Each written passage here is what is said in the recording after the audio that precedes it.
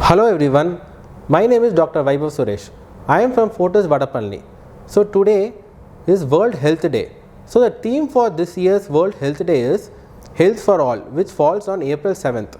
So today I am here to elaborate a few tips for everyone to follow to enable themselves for having a healthy life. So going forward, I would like to give a few very important tips which each of us can follow to have a healthy and peaceful life. So the three most important things which each of us need to follow is nutrition or diet, and we need to have a very good quality sleep and exercise. So these three things are the most important and beneficial for every human irrespective of their age, for them to have a very healthy and peaceful life. Let me elaborate further and go into details of each. First, let me talk about health, and that is food and nutrition. So going forward, everyone should see to it that we have to have a balanced and nutritious diet. What do you mean by balanced diet is that our nutrition should involve a mixture of everything, right from carbohydrates, proteins, healthy fats, and also fibers, which includes fruits and vegetables. More and more proteins if you include in the diet, we will have that, so that our body will be able to repair the injuries whichever we undergo, and also to help in muscle building and things like that. And we should limit the use of carbohydrates and salt and sugars, but you should have it in little minute quantities. That's the thing which we need to follow. And apart from that, also when it comes to fat, we should see to it that we should avoid oily foods basically, and we should avoid processed foods, cheese and things like that, and we should include healthy fats in the diet. It could be in the form of peanuts or nuts varieties, walnuts, groundnuts, and etc. and things like that. And also most important part of our diet should be major contributing factor should be of that of fibers.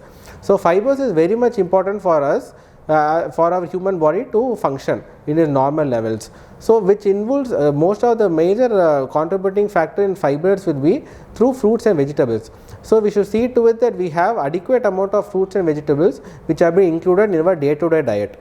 So more and more fruits and vegetables we include in the diet, it will help us to for every right from digestion to other gastric issues. Everything can be handled with increased amount of fibers in the diet. And when it comes to food and nutrition, also fruits play a very major important part. So with respect to that, we should see to that we have adequate quantity of fluids which we take, due to which we can avoid dehydration and things like that. Especially in the summer season, while we need to have adequate fluids in our body, chances of we getting dehydrated will be more because of the temperature and things like that, also because of our activities which we undergo on day-to-day basis. So if you see to it that we have adequate quantity of fluids, it can be in any form. It can be in the form of water, it can be in the form of juices and whatever form we like, but we should see to it that we include that in the diet so that it is maintained. And irrespective of we having fluids separately, anyway major some amount of fluids will be got from our fruits and vegetables intake also. So that is precisely why fruits and vegetable intake plays a major role in our diet, and which is extremely beneficial for maintaining fluid in the body.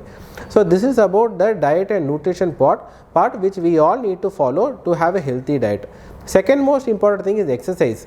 We have to see to it that we have 150 minutes of moderate intensity physical activity in a week. What it means is that in a week at least we should see to it that 20 to 30 minutes of exercise we undergo each day.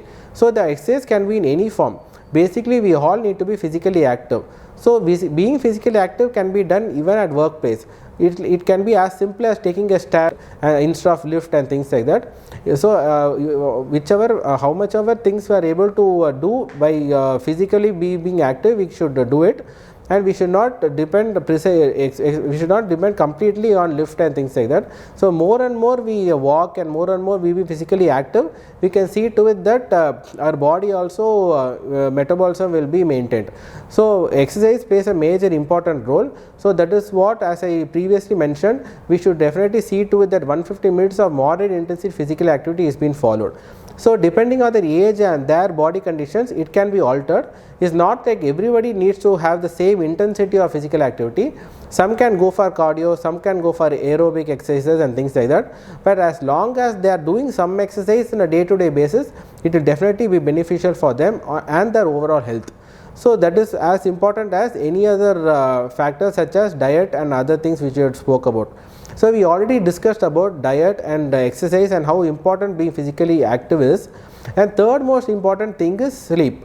Sleep, as you know, is a very important factor for each of us to function. Even for us to function on a day-to-day basis, even to function to our full capacity, you all know that sleep is a major single most important factor. How we perform in a day definitely depends on how well we slept the previous night. So that is how important sleep is. So most of them have to make sure that they get adequate and quality sleep of 6 to 8 hours in a day. So if at all there are few things which is being a hindrance for us to get quality sleep, we should get rid of them. It can be like working late or having a tea or coffee in the late night. Those things, if at all, can have the capacity to affect your sleep pattern. So we should make sure that those things don't happen. So we can definitely consider stopping those habits so that we are able to sleep much better. And having a quality sleep and having a peaceful sleep is very much important. So it can lead to other diseases also in case you don't get adequate sleep. So there are so many diseases which can be due to a lack of adequate and proper and quality sleep. So we should see to it that it doesn't happen. So everyone should work towards it, and we should see to it that we have a quality and adequate sleep on a day-to-day basis, so that we have a healthy and peaceful life. So apart from this, these are the main things which one is to follow to have a healthy and peaceful life. Apart from that, what one can do from their side is going one step forward is they can see to it that they go for periodic annual medical health checkups.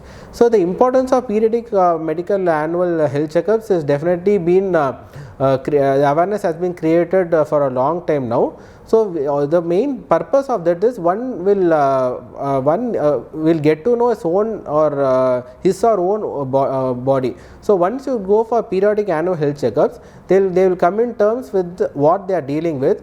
So if at all there are some diseases which they are prone to, if they have a high family history, or there is a family history of some certain diseases which are more prone to in future, we will be able to pick it up much earlier, in the much earlier stages itself, and it can be reversed even without medications. So it is the most important part in dealing with one's own body. So that is the importance of going for periodic medical annual health checkups. So once they do that, they will be able to find out what are the diseases they are having, and according to minor dietary or lifestyle modification itself can help them reverse the diseases. So it's not like once they go for checkups and they will be diagnosed with something, then they might have to go for treatment lifelong and things like that. That is the misconception which has been in the public minds, and that's a myth actually. It is not true. Just that just because they go for periodic health checkup doesn't mean that they will be branded with one particular disease for their life. It is completely not true. What they need to look in terms of that is that if at all they are able to pick up a certain diseases, be it diabetes, hypertension or dyslipidemia, whatever it is, if they are able to pick it up in the much earlier stages, even naturally also we can advise them so many diet and lifestyle modifications which can enable them to reverse the whole diseases pattern in a very short time, so that they won't need medication itself in the long run. So even if they do get diagnosed from a particular disease, even mild doses of it can help them achieve the target in a very short period of time. So that is the benefits, and that is the most important part of going for periodic medical health checkups. And once they know about their own body, once they create the awareness about their own body, once they are more aware about what they are having dealing with and things like that, they will also be little disciplined in terms of having food or exercise or sleep or whatever we already discussed. They will in turn, they will be more disciplined about the whole thing, and they will be following whatever advice we give also, and with 100% faith. So that is the main importance with respect to periodic medical health checkups. So these things if one follows, I am rest assured that they will be having a very healthy and peaceful life.